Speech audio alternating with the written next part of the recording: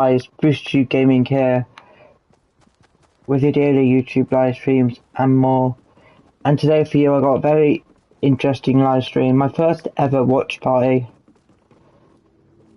So today we're doing a watch party for the FNCS Invitational. If you don't know what trophy these pros are winning, it's this. Made by a company called Sinash. I can't say the name because it's like foreign, but yeah, that's the trophy they're competing for, and major cash prize. Go ahead and send it on down to the floor to get the update. Thank you very much, MDF and Jay. Give it up for Cammy and Seti, everyone!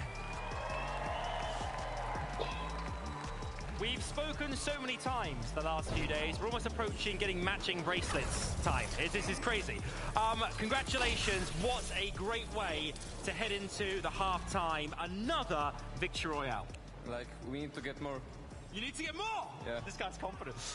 Looking at the last few games as well, you wanted to start this strongly. Said you've done exactly that, and you're managing to manage your games exceptionally well. Huh? You're managing your games exceptionally well. Yeah, thank you so much. We just have to be confident going into the last 3 games, and yeah, good luck to everyone. Now, looking at the leaderboard as well, obviously we had Queasy and Vino who are very close as well. We now know that this is coming down we love a battle going into the last few games. Queasy and Vino are there, a few others too. What are you guys going to be doing in this break now, in terms from a strategic point of view, to prepare yourselves for the last 3 games? Just chill and wait for the games. Just wait for the games. Seti, is it going to happen? Could you be FNCS Invitational Champions? Yeah. Of course they could. Guys, give it up for Cammy and Seti! Let's head back to the desk. Thank you so much, Adam. Congratulations to Seti and Cammy. I mixed up their names last time because my brain does crazy things. A massive victory out here in game number 9. So right now we are heading into a little bit of a break period. Our duels will be having about 20 to 30 minutes, step away, recollect themselves before the last 3 games. Now for you all at home and of course here, don't forget, stick around, watch till the end of the broadcast for some FNCS news. Now, Vivid, Taco, welcome back to the desk. We got to talk about Seti and Cammy. I would just like to set the stage a little bit for the duo. These guys were stacked all game. They had borderline max materials. Look at the loadouts. They had the launch pads. And I mean, even in the situations where they would have been forced to use them, if you're enjoying this my kind of content, drop a like, turn on post notifications, and subscribe as well. You know, day number 1, they did get those 2 victory royales as well, and then this third one, I really wasn't expecting them to get another one, but sure enough, they find themselves on the high ground again. So uncharacteristic. We've talked about it so many times that usually they are not a high ground team. They like to play towards that mid ground, just casually go throughout the game. But no, ending this game with 5 eliminations, which yeah, that's not too many, especially when we saw Scented and Cold get 10. But again, you know, just realizing that, hey, listen, we're on the international stage and people are making mistakes, and we have to go for the higher ground when we feel like we can.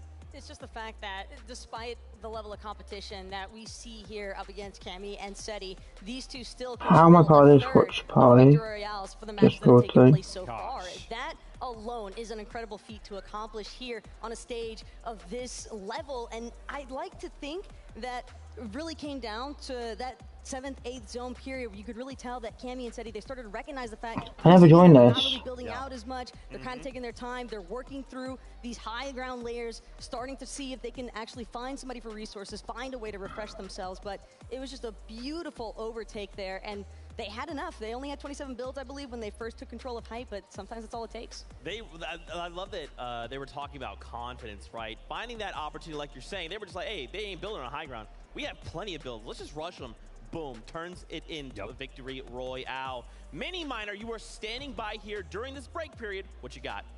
Thank you so much, Zeke. Now let's take a little look at our game number 9 winners, Cammy and Seti. How did they manage to get into the position to win the game? Let's take a little look. As you can see, that is their drop spot, the Cammy split as they call it, and we can have a look at how they're getting their surge off spawn. It was something I talked about on the desk. These guys had a little bit of a problem, right? They were having a few issues with their surge, going down in that first moving more often than not, and it was down to surge. But look at this. They have the balloons to give them that elevation in the center of the map, even staying back into the storm to take advantage of the fight that was going on. We saw Kanada, Macwood, Basil, and Jace going head-to-head. And look at this. Cammy and Seti just thought, you know what, that's free surge. We're going to take that for ourselves. And what's most beneficial about this position is, of course, you can wait late because you have the balloon to rotate in late.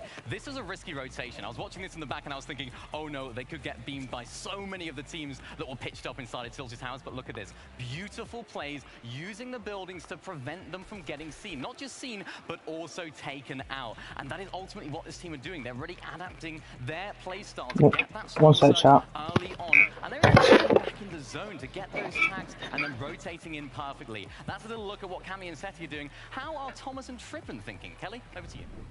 Thank you so much, Miniminer, joining me here. I have Thomas and Tripper, and I want to start talking about yesterday's games. Just consistency is key, and that's what you showed off. Ending off the day.